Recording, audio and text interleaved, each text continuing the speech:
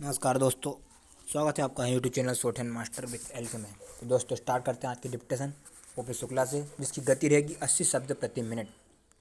Dictation number 79, page number 82। Dictation start होगी 3 second बाद।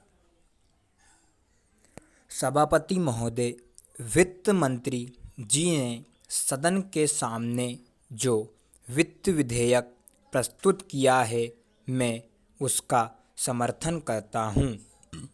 इस बजट का समर्थन केवल मैं ही नहीं बल्कि सारा देश करता है, और मैं समझता हूँ कि हमारे विरोधी पक्ष के माननीय सदस्य भी अपने दिल से इस वित्त विधेयक का समर्थन करते हैं। पहली बार इस सदन में इस प्रकार का बजट प्रस्तुत किया गया है। हमारे राष्ट्र के प्रधानमंत्री और देश के नौजवान नेता ने हमें नारा दिया है कि हम आने वाले समय में अगली पंचवर्षीय योजना में उत्पादन और रोजगार को अधिक महत्व दें। इसी सिद्धांत को लेकर माननीय वित्त मंत्री जी ने उत्पादन को बढ़ाने के साथ साथ हमारे देश से बेरोजगारी को समाप्त करने के लिए साहसिक कदम उठाए हैं। मैं उनके इन प्रयत्नों को भी सराहना करता हूँ। हमारे विपक्ष के बहुत से माननीय सदस्यों ने कहा है कि हमारे दल की सरकार जो केंद्र में है वह समाजवाद के लक्ष्य से पीछे हट गई है।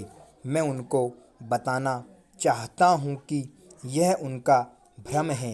इस बजट में जिस तरह से विभिन्न क्षेत्रों में प्रावधान किए गए हैं, वे संकेत करते हैं कि वे केवल करोड़पतियों के लिए ही नहीं हैं, बल्कि हमारे देश के जनसाधारण लोगों की आवश्यकताओं की भी पूर्ति करते हैं। मैं विपक्ष के माननीय सदस्यों को बताना चाहता हूँ कि पिछले बजट में जो घाटा था और जिन परिस्थितियों में वित्त मंत्री जी ने यह बजट पेश किया था, उसको भी समझ लेने की आवश्यकता है। उस घाटे को किस प्रकार से पूरा किया जाए, यह भी एक बहुत बड़ा उत्तरदायित्व हमारे वित्त मंत्री जी पर है।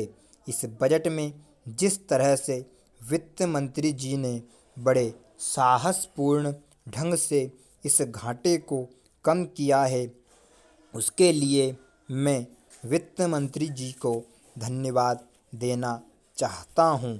वित्त मंत्री जी ने इस बात का ऐलान किया है कि जिस तरह से हमारे देश में उत्पादन के क्षेत्र में प्रगति हो रही है, उससे लगता है कि आने वाले दिनों में हमारे देश को किसी भी विदेशी बैंक से ऋण लेने की आवश्यकता नहीं पड़ेगी। जब हम विदेशी बैंकों से ऋण लेते थे तो विरोधी पक्ष के लोग उसकी आलोचना करते थे, लेकिन अब जब उन्होंने यह घोषणा की है तो हमें उनकी घोषणा का स्वागत करना चाहिए।